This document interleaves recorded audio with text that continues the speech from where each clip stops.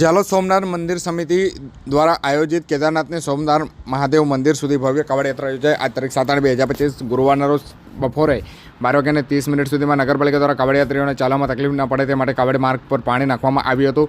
ઝાલોદ સોમનાથ મહાદેવ ઉત્સવ સમિતિ દ્વારા શ્રાવણ માસ દરમિયાન અલગ અલગ ધાર્મિક પ્રોગ્રામો રાખવામાં આવે છે, જે અન્વયે કેદારનાથથી ઝાલોદ સોમનાથ મહાદેવ મંદિર સુધીની કાવડ યાત્રાનું આયોજન કરાયું હતું. દાહોદ સોમનાથ મહાદેવ મંદિરથી આરતી પછી વાહન દ્વારા દાહોદના ચોસાલા મુકામે આવેલા કેદારનાથ મંદિરે કાવડ યાત્રીઓ તેમજ સેવાભાવી લોકો દ્વારા વાહન દ્વારા સોમનાથ મંદિરથી નીકળેલ હતા અને રાત્રિ દરમિયાન કહી શકાય કે કાવડ યાત્રીઓ તેમજ નગરમાંથી ગયેલા ધાર્મિક લોકો દ્વારા ભોળાનાથની પૂજા અર્ચના કરી અને આરતી કરી ભજન યોજવામાં આવ્યા હતા.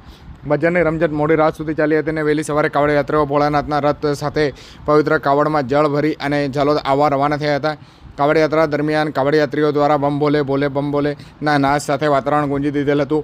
અંદાજિત 300 ઉપરાંત કાવડ યાત્રીઓએ કાવડ યાત્રામાં ભાગ લીધો હતો અને ઝાલોદ નગરમાં વિશ્વકર્મા મંદિરે સૌ કાવડ યાત્રીઓ માટે ઉતારો આપવામાં આવ્યો હતો.